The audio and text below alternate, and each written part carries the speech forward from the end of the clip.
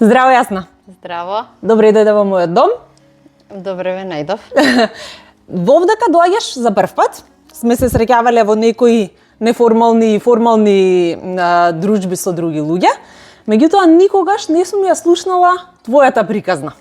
И мислам дека ќе биде баш интересно, не само за другите кои што се зад камерата и ова го гледаат отпосле, туку и за мене, додека го снимаме ова, да слушнам како Јасна заврши во Норвешка. Но пред да почнеме со тој момент како и зошто Норвешка, можеби би било фино да се вратиме скроз наназад во Скопје, во аеродром, и да ни раскажеш пред да почне твојот живот во Норвешка, како изгледаше твојот живот во Македонија. Фала на поканата. Мојот живот во Македонија, никогаш не помислив дека ќе се иселам од Македонија, од Скопје. Точно од аеродром сум, таму сум родена. Значи имав еден активен живот, работа, имам фамилиарна стоматолошка ординација, се уште во Карпоштриво лептокарија, мајка ми стоматолог, јас сум стоматолог, сестра ми стоматолог, значи си работевме заедно, си работев и други работи, за да не бидам статична во цел ден во ординација, работев и како соработник на медицински фирми, па шетав доста, си планинарев, си возев точак, и така некако не ми фалеше, не ми недостигаше ништо за да си речеме сега јас сакам да се иселам, да барам подобар живот, повеќе, не знам, финанси или нешто, не. И така, значи, буквално се случи нешто друго за јас да се иселам. Запознав човек, што тој е татко на моето дете сега, и тоа е он се исели прв, па јас се преселив по него некако и ме побара за жена, па направивме свадба овде во Норвешка и така останав да живеам овде. Интересно е тоа што викаш дека не ми недостигаше ништо во Македонија, си имав живот убав. Повеќето имаат чувство или одат со таа мисла дека тие што се иселуваат од Македонија имаат некоја причина да се иселат, и тоа е најчесто оној финансискиот дел. Сакаат некоја подобра, посветла иднина за себе или за своите деца. Но твојата ситуација не е баш таква, ти добиваш некоја друга причина за да ја напуштиш Македонија. Беше ли тешко тој прелаз од нешто многу познато и комотно до нешто скроз непознато и тотално различна култура од македонската? Да, мислам, тешко. Скроз различно. Прво почнав пред 10 години да доаѓам овде како турист, да ја посетувам Норвешка. И само што дојдов првиот пат во Осло, се осетив дека припаѓам овде. Значи се прошетав, не знам, бев на една плажа, не можам сега да се сетам, беше зимно време, декември. Значи ова е некој втор, трет пат кога доаѓав, и ја буквално се осетив и си реков, овде припаѓам, овде сум јас, овде сум слободна. Значи од секогаш сум тоа ми е најголема, како да кажам, не мотивација, туку ми е најдрагоцено чувството на слобода. И така, значи си прифатив дека можам да живеам овде, дека можам да почнам од почеток, затоа што мислам тие почетоци, друго е да ги почнеш негде кога ќе се иселиш да си 20 годишен и да почнеш од поново да студираш или да се образуваш, да се вклопиш, а друго е, јас имав 35 години и си реков дали на 35 години да почнувам буквално од нула, а ваму имам се, значи од кола, од место за живење, од работа, а ваму немам ништо, ама така некако ми се не знам, се осетив слободно и сигурно. Така, нема нешто што можеш да го посочиш што беше што придонесе за тоа чувство? Прво не беше што се беше средено. Значи прв печаток гледаш дека е се средено, се е убаво. Во смисла на чисто? На чисто и не знам, ми легна некако. Си го сакав и Скопје, си го сакав водно, на водно одев по 2-3 пати неделно, дури го трчав водно до врв и назад. Ама овде кога дојдов некако си осетив дека културно, дека немам нервози. Тоа викам, ќе ти кажам сега, имав бели влакна на главата, мојата коса не се фарбам и ги кинам влакното расте црно, а врвот е бел. И си викам, ми поцрне косата, од што немаш стрес, немаш нервози и така некако се си тече како што треба, како што нормално, без некои препреки. Тоа ме привлече најмногу. Сега во Норвешка доаѓаш до едно мало местенце, кое што е навистина специфично. Покрај тоа што е заштитено преку УНЕСКО е така некое културно-културолошко местенце, да, тоа се вика Ророс. И тоа припаѓа сорт Ронделак, е во средината на Норвешка, према границата со Шведска, планинско место е. Популарно е овде за така некои излети, за одмори, еднонеделни, двонеделни, има тури исто. За мене беше малечко, пошто е не знам колку отприлика, 10.000 жители, 20, не сум сигурна. Местото имаше се, буквално се што и да ти притреба, трговски центри, театар, кино, значи голф терени, буквално се. Аеродром. Да, ама има и аеродром, точно и со авион може да се стигне. Ама мене ми се виде некако поладно е и викаат дека е најладното место во Норвешка, без разлика што не е на север, затоа што не знам во која година, пред околу 30 на години, била измерена температура од минус 40 или 50, не знам, многу голем студ. И таму во октомври негде, септември, веќе во октомври е минус 27 беше. И кога ми дојда моите на посета, мислам дојда по фармерки од Скопје, каде што во октомври е се уште 20 некој пролазен, и кога ги фате минус 27, значи не знаев дали волна да им купам или што за да ги облечам. Првиот авион назад. И работата е што кога се шеташ по улица, нема никој надвор во тоа, мислам. Значи треба да ги познаваш луѓето, тие се сите роднини тука. Сите се пријатели, роднини, така живее местенцето. А јас која што бев од надвор и тоа местенце се буквално скоро сите норвежани, дали имаше едни од Босна, една фамилија. Ми беше некако беа приступачни, ама го нема овој дух кој нашиот, како сега ми текнува ќе одам на кафе кај комшиката долу или кај во другите куќи и ќе ме примат. Не, него мораш да се најавиш. И се осетив така, се осетив празно, јас сум социјален тип, а таму се осетив веќе дека немам друштво. И тоа ми фалеше, бев бремена, па ајде некако плюс во Ророс нема гинекологија. Морав да одам на преглед, има само тоа се вика јурмур, бабица, значи само бабицата те гледа и те слуша, гинеколог не гледаш воопшто. Морав да одам во друго градче Тинсет, за таму да ме прегледаат на ултразвук и ЦТГ еднаш само во цела бременост. Не, 2 пати во цела бременост, само 2 пати во цела бременост. Многу си добила, јас само еднаш. А за да се пораѓам, отидов во Тронхајм. Сама се возев до Тронхајм за да се породам. Мислам, така беше. Што е на 300 километри некаде? Па не знам точно колку, моја слободна проценка може е грешна. 2 сати возење, 2,5 сати возење. Не сум сигурна колку километри беа тоа. И тоа беше зима и една толкова пейзажи, значи замрзнати водопади и се, ама сепак е скроз различно од кај нас те јаваш, ало, тоа и тоа ми се случува, нема, овде го нема што и тие можности. И така, тоа ми беше во местенце во што така ми недостасуваше друштво, а иначе местенцето е преубаво за посета од страна на, ти кажував, има представа што се вика Елден, се случува во август и во таа представа учествува целото градче. Значи сите се и глумци, сите учат текст и статисти. Отсликува некоја борба, не знам дали во пред Втората светска војна, не, одамна, значи кога уствари Норвешка се дели од Шведска. Значи тоа е доста одамна кога претходно Норвешка била и со Данска и од Шведска и ова е таа војна со Шведска кога се делат.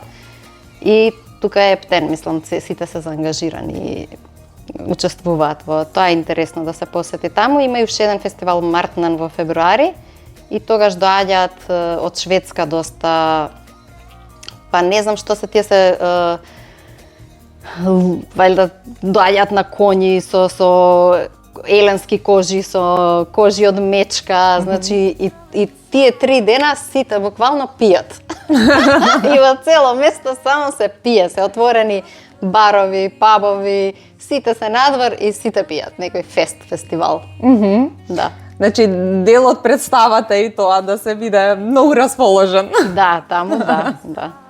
Сега, во моментов живееш во Осло.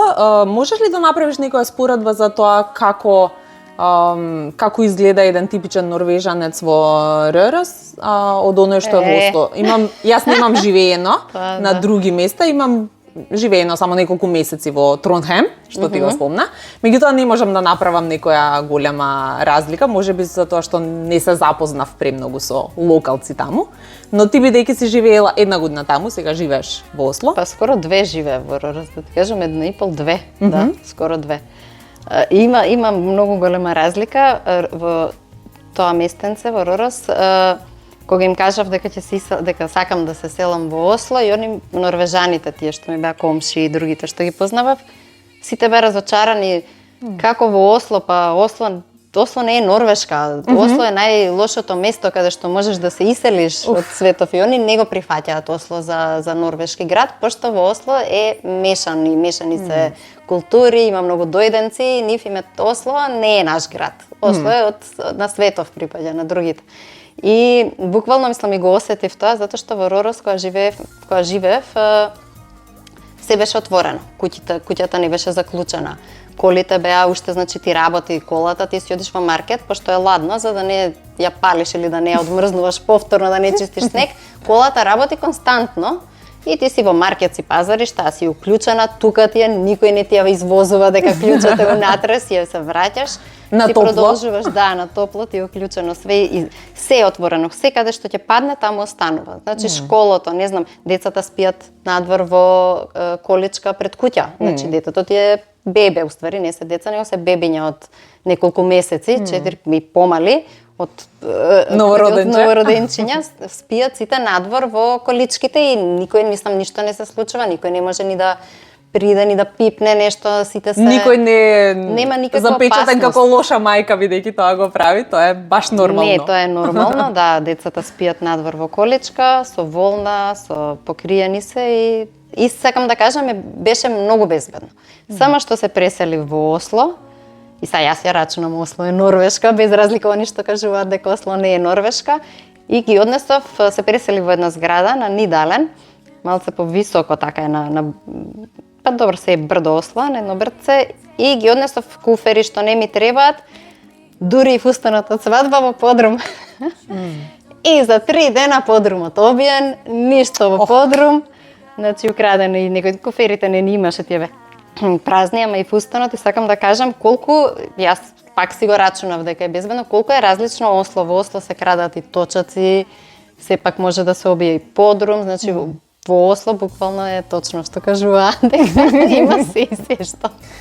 Значи, ти се потврдува тоа дека баш и не е Осло исто што... Не е исто, ама некако мене ми се допаѓа што Осло е град како Скопје, значи е поголем град, има луѓе, има, не знам, мене ми пак ми требаат луѓе, пријатели, полесно доаѓаш во контакт со нови луѓе, а во РРС стварно норвежаните, не знам сега да ги кажам сите што викаат ладни, не се ладни, него си се фокусирани на својот живот, на своите потреби, на фамилијата, на работата и толку. Другите екскурзии си имаат хите, си имаат викендици и не се толку, значи за да испланираат да се нешто ново да прават со некој нов човек, треба унапред да се испланира, не се спонтани. А во Осло сепак ја имаш таа спонтанност, град е од секаде, од цел свет луѓе, мене ми одговараше повеќе. И сега го начна тој муабет дека мораше да патуваш долго за да дојдеш до болница, бидејќи тука си трудна и тука го добиваш Логан. Како беше твоето искуство со тој процес да бидеш примена во болницата? Можеби не навлегуваме на оној здравствен, туку чисто онака контактот. Возев до Тронхајм и мислам, неколку пати прво возев и до Тинсет на контроли, а потоа до Тронхаим за да се породам, пошто нема на друго место, не можеш ни во тоа поблиско градче да се породиш, немаат болница за гинекологија, за породување.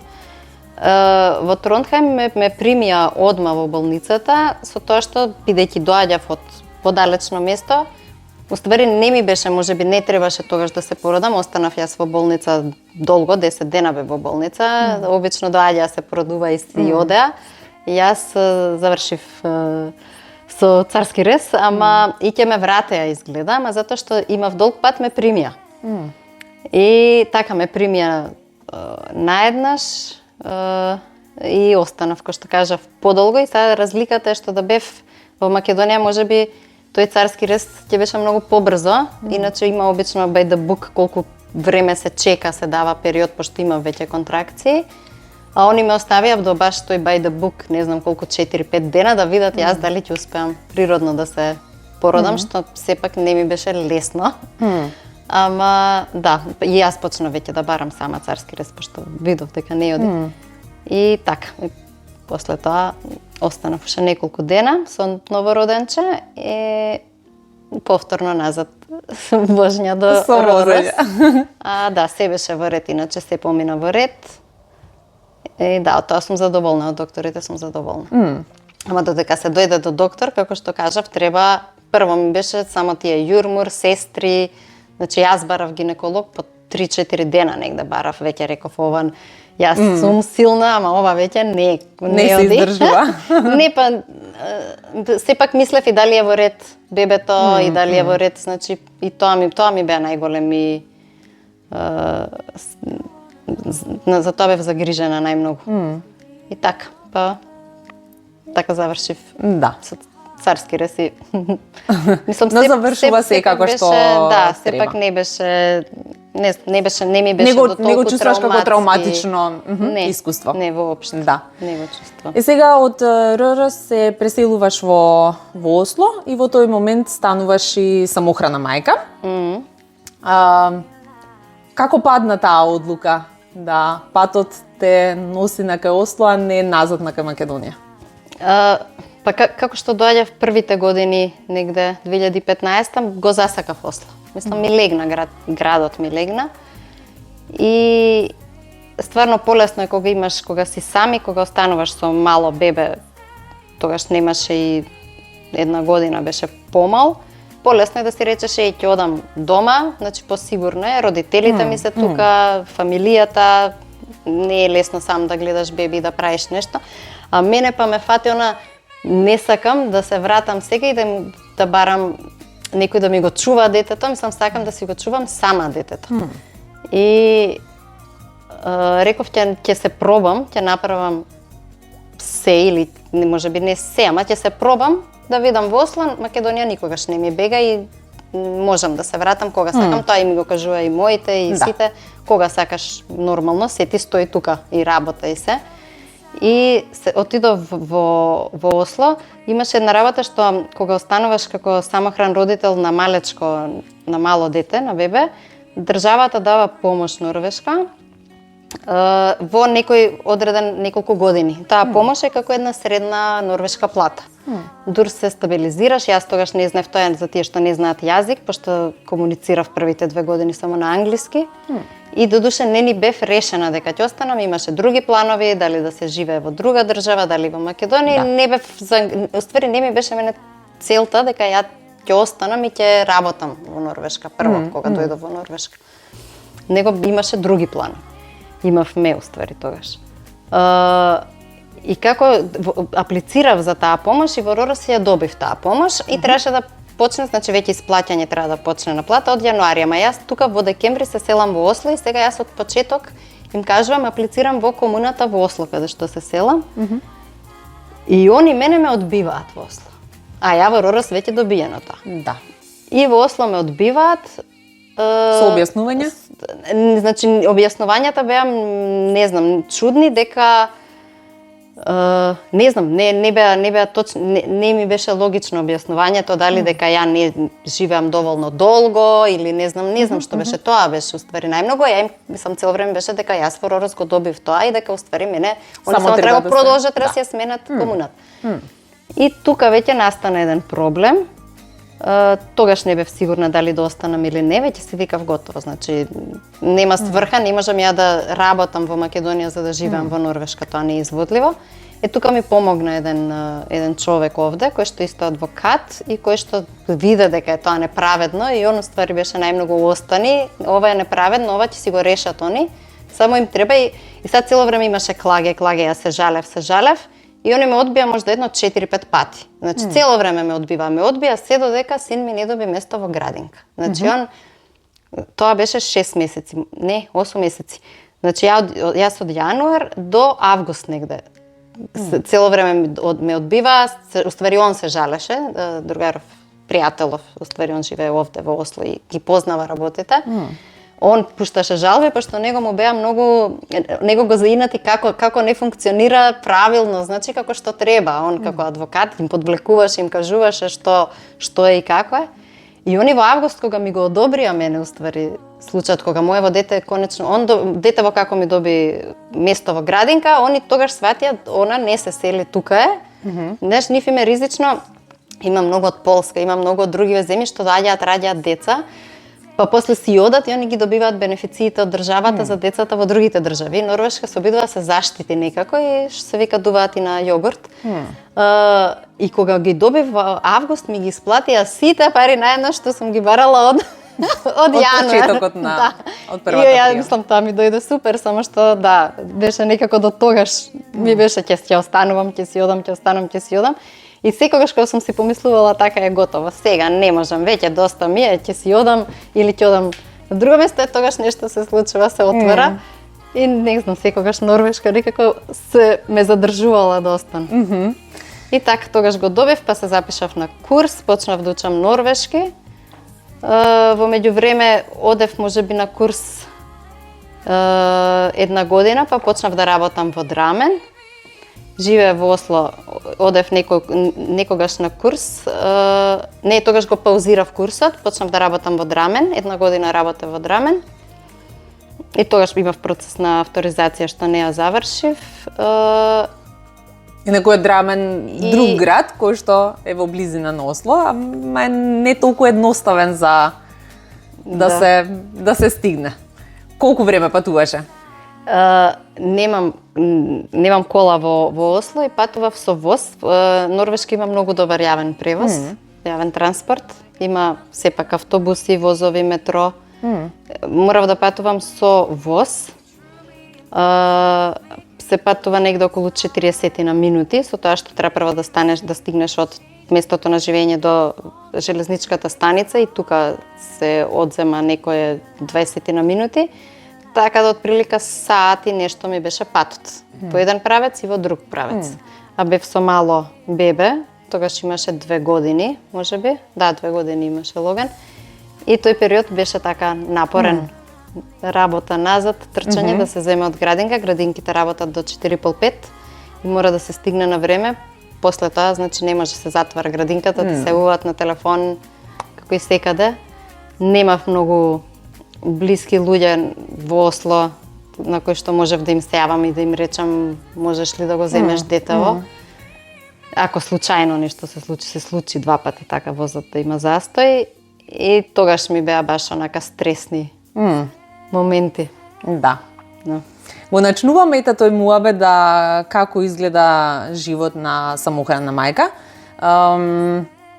Верувам дека во било која ситуација човек да се најде како самохран родител не е едноставно, но тоа можеби треба да се помножи со 2, 3, 5, 10, 100 пати кога си самохран родител во друга земја и каде што ете таа потпора од пријатели, родители, воопшто семејство, роднини се нема.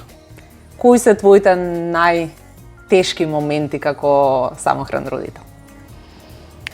Па не знам, не ги доживував како тешки моменти. Ете, тоа е исто тешко кога немаш на кого да се јавиш за ако ти треба во итни ситуации, сепак имав еден или двајца, еден додуше само Драган најмногу ми помагаше, додуше така си се наоѓавме за децава понекогаш, а претежно бев сама и бев, не знам, можеби имав среќа што имав бебе, дете што беше, па не знам да кажам лесно, секој си е своја, ама си имаше рутини, спиење, јадење,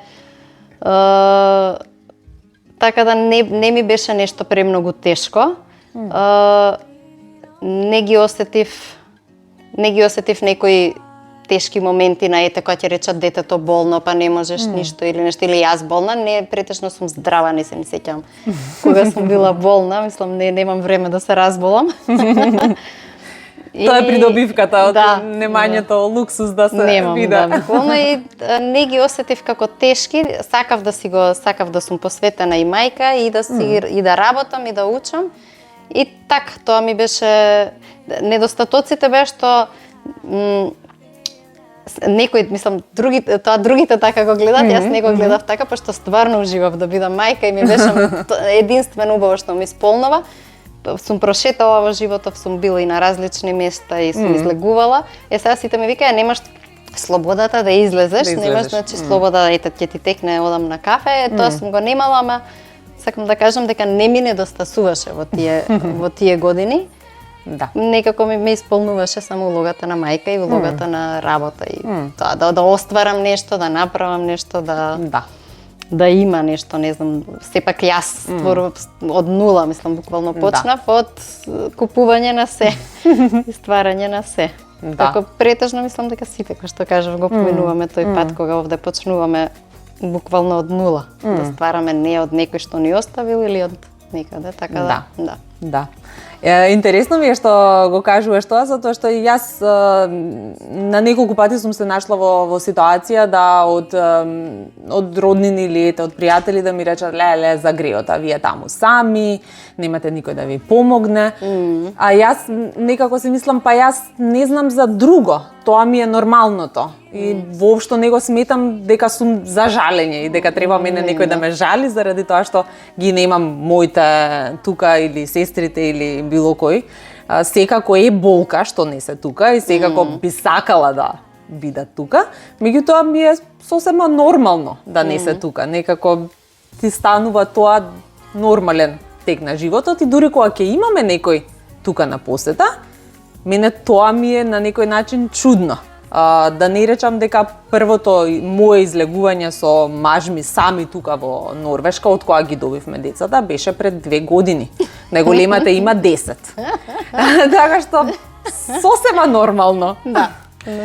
Ете, тоа е уствари тоа. И во такви моменти кога некогаш сум се осеќала осамено или можеби дека нешто ми недостасува, тоа ме тешело што не сум единствена.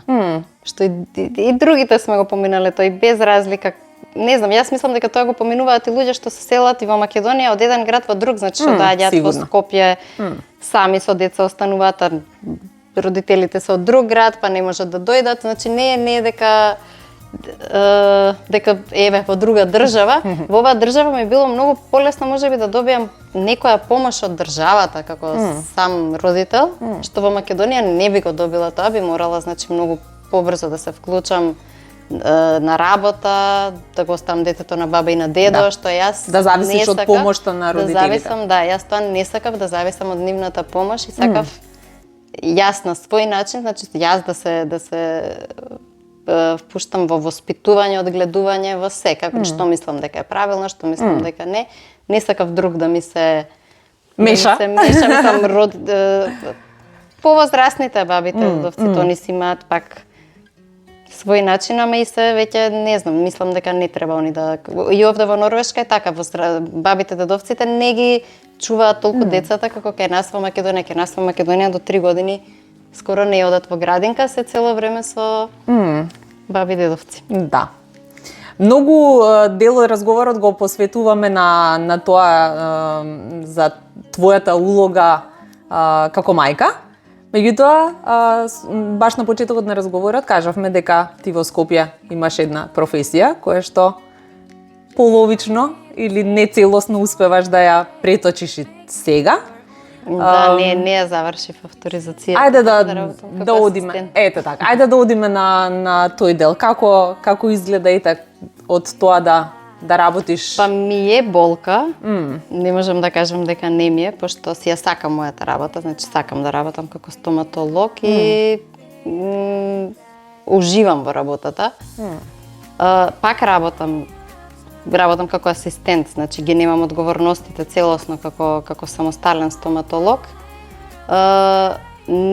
Ми е болка затоа што во Норвешка е многу поразлична си стоматолог отколку во Македонија.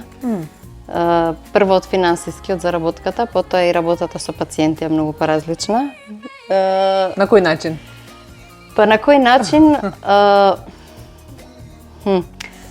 Со самото тоа што некако нивото на култура е различно помеѓу луѓето, секоја работа со луѓе е тешка. Овде во Норвешка луѓето знаат дека треба да одат на преглед на 6 месеци и одат, значи добиваат или инколинг или сами се јавуваат. И претежно на сите им се убави забите, затоа што често одат на стоматолог, носат апаратчиња или фиксни протези на време, без разлика колку кошта. Значи, кога ќе кажам, ете, ендодонција, што е тоа чистење на каналот или умртвување на заботи, зависи колку корен има заботи, колку каналчиња, овде е доста скапо. Значи, може да доаѓаат пациенти и за ендодонција и за протетика, наеднаш плаќаат по 3-4 евра. Наеднаш, не вика јас сакам на рати, тоа ми се премногу пари, што и за овде не се малце пари, ама ги немаш тие такви коментари. Некој ќе каже сакам да ми биде поделено, па се дели еднаш на 2 пати, ама претежно си плаќаат наеднаш. Тоа се веќе екстремни, знам, сакам да кажам, и си доаѓаат на преглед. Значи, оралната хигиена е на некое друго ниво. И без разлика колку кошта. А во Македонија не. Во Македонија прво ќе отиде човек, не знам, на други места. Се неќам да споредувам, обично се почнуваат да споредуваат со ногти, со ова, со она, не сакам да споредувам, ќе се дотераат, а забите дури на последно место ќе си ги поправат луѓето. И од тука настануваат и болести, и бактерии, и се што и мислам, таа култура е различна. Значи целиот тој ментален склоп е различен и таму имаш, во Македонија сум имала доста губење на време, посветување на време во објаснување и зошто треба да се направат и плюс објаснување околу плаќањето. Понатаму е тука тие, па сега немам пари да ти платам. Тоа не се случува овде. Овде луѓето си добиваат и да не дојдат на терминот, ќе си добијат фактура за тоа што го држеле терминот. Тоа во Македонија, ако ќе им го кажам, им е несватливо. Како може јас да платам за термин кога што не сум отишла? За услуга која што не сум ја добила. Да, за услуга што не. Овде не е така. Овде ти стига фактура за толку минути колку што си имал закажано, на минути се буквално се мери времето. Тоа ми е разликата. И овде реков, овде ми е стварно некако релаксирано да работам. Да работам и со пациенти, мислам, и со доктори, и со колеги. Ајде да се расфрлиме малце и со бројките. Кој е просечна колку во просек треба да се плати за обичен преглед или за пломбирање на зап? Протеза. Ајде тие неколку да речем. Прегледите се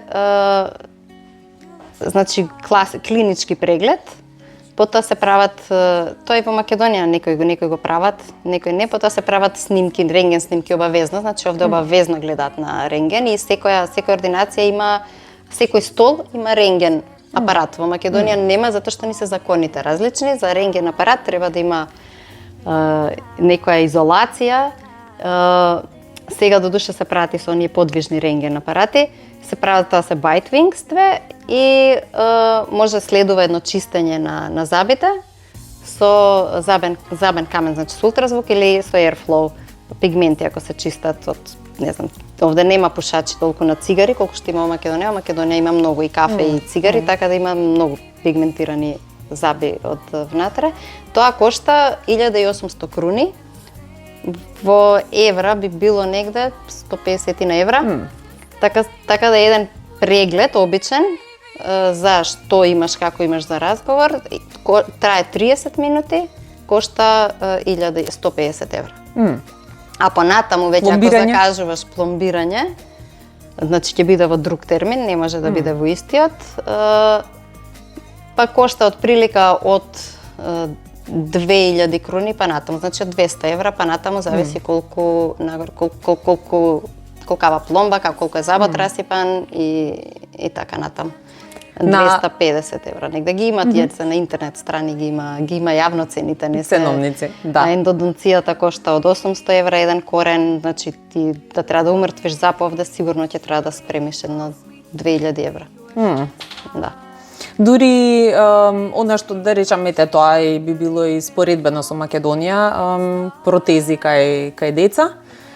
И тоа е нешто што треба родителот сам да си го плати, да, голем дел од работите што се, здравствени услуги за децата се бесплатни, меѓутоа ортодонцијата во некој друг сектор спаѓа. Па има и други работи, имам исто тоа егнен дел овде што плаќаме, да речеме некои тестови кај педијатар за алерготестови или нешто, сепак се плаќа некој дел, ама ортодонцијата не, со тоа што во Македонија за ортодонско апаратче е бесплатно од фондот. За децата кога го носат на мобилно апаратче.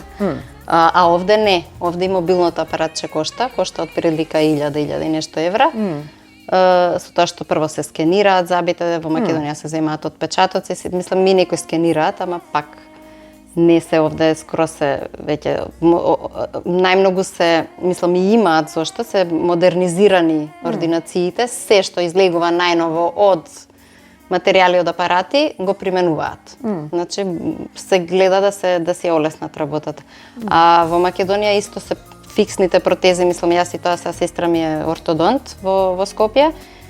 И кога ќе доаѓаат многу пациенти што кажуваат дека им е скапо е апаратче од 1000 евра фиксна протеза, а овде се 4-5 пати поскапи протезите.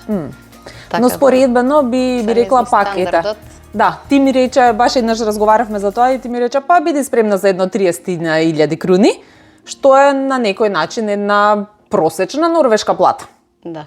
Не е за џабе. Има она плаќање на рати. На рати, да. Ама сепак родителите одвојуваат и не му викаат на детето, кога ќе си наполниш, кај нас тоа се случува, ми се случило, кога ќе наполниш 18 години, сам ќе си ги направиш. Сам ќе си ставиш протеза, сам ако треба ќе си извадиш некој зап. То тогаш малце сам ако може нешто да му се држи нешто и мислам и не разбираат и да земеш да објаснуваш, не е само до загризот, него и друго е аномалијата, не разбираат луѓето и се остануваат на тоа бесплатното апаратче и на фиксни не се оди толку. А овде, без разлика што и на луѓето им е поскапо, сепак се одделува за децата да имаат понатаму поквалитетен живот и да немаат, да се оди на превенција, затоа што повеќе кошта понатаму лекувањето, отколку превенирањето. И тоа ми се допаѓа исто. Со Македонија имаш нераскинлива врска, покрај тоа што ти е семејството таму си родена, си живеела. Што е она што најмногу ти недостига од Македонија? Најмногу ме недостигаат фамилијата, моите, родителите, сестра ми, другарките, имам 3 најдобри другарки од основно, тие ми се како сестри, значи со нив сум цело време, секогаш кога и да отидам мораме првиот ден и последниот да се испратиме и од нив никогаш не помислев дека ќе се разделам и секогаш се викав нема шанси да се разделам од другарките мои. Да. И буквално мислам и они и јас се би направиле една за друга. Буквално тогаш кога ми би било најтешко, не знам, немаше пробиотик во Ророс, они од Скопје одма ми пратија за детето пробиотик или нешто, значи они ми недостасуваат најмногу, моите и роднините ми недостасуваат, значи целата фамилија, имам голема фамилија, од Прилеп се моите по потекло и кога ќе се собереме така, тоа ми недостасува, тоа. Добиваш ли, еве сега може би ќе сгрешам, но во Норвешка живееш 9 години, горе-доле? Така да, нешто? 9,5-10, може би. Доаѓаш ли до состојба во твојот живот да се почувствуваш дека си прифатила нешто од норвешката култура, од начин на живење, гледишта кон животот? Да. Тоа и на почеток ми се допадна, може не кажа. Ми се допадна тоа што луѓето се попозитивни во гледиштата некако или ги прифаќаат по-нормално различностите. Например, без разлика дали двајца партнери се разделени и потоа имаат нови партнери, они повторно се во добар однос и повторно се ги гледаат двајцата децата, се посветени на децата. Децата може да се запознати со новите партнери, дури имам еве ги и пријатели кои што и другарки две овде кои што се со нови партнери, они ги прифаќаат, децава ги прифаќаат нив како дел од фамилијата, како нов член, значи нова мајка. Се проширува семејството само. Се проширува и додуше и да има деца и децата веќе се прифаќаат како браќа и сестри. Мислам, стануваат блиски, сакам да кажам, а на децата тоа им треба за емоционално да се стабилни љубов, повеќе луѓе што ќе ги сакаат, што ќе ги полнат. И тоа ми се допадна, кај нас некако се доживува она како се готова, почнува омраза, па се делат децата, па ти не ми ги даваш што и го доживеав и јас тоа еден таков балкански менталитет, а овде ми се допадна тоа, едно од работите што се луѓето по-свесни некако, не знам. И тоа, мислам, ми се допаѓа, не знам, начинот, лесноста со која што можам да се разберам не само норвежаните, имам и швеѓани, имам и од други од други држави пријатели. Мислам дека секој што излегол надвор од државата и прошетал или живеел на друго место, му се отвараат нови видици и можеш полесно да се разбереш за некои теми. Па мислам дека ова беше баш убава завршна мисла твоја. Мислам дека го заокружува и целиот наш муабет за тоа како изгледа да не си во Македонија, а сепак да се чувствуваш убаво во земјата во која што си одбрал да живееш, бидејќи тука никој не држи под нож. Да. По собствена желба сме дојдени и сме останати тука. Да, така е. Денеска си прв пат кај мене на гости, но се надевам дека повторно ќе дојдеш без камери да дозавршиме за муабетот за твојот живот тука, а што знам, можеби ќе договориме некои други заеднички дружења. Може, слободно можете и вие да дојдете кај нас. Кога сакате. Да, баш ми беше мило и стварно се осеќам пријатно. Без разлика што сме се виделе само неколку пати. Да. Јас додуше и со тебе, ама и со нашинците си се осеќам слободно. И секогаш ми е убаво и разговор и дружба ми е пријатно секогаш во друштво. Да. Лесно ни оди комуникацијата кога си имаме некоја културолошка база по која што се разбираме. Да, баш така. Фала ти многу. Нема проблем. Фала на поканата.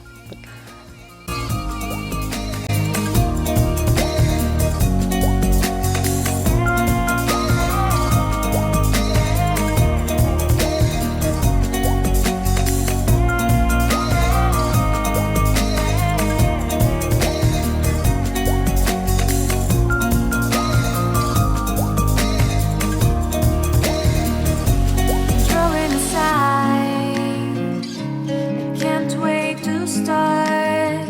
You should call the police.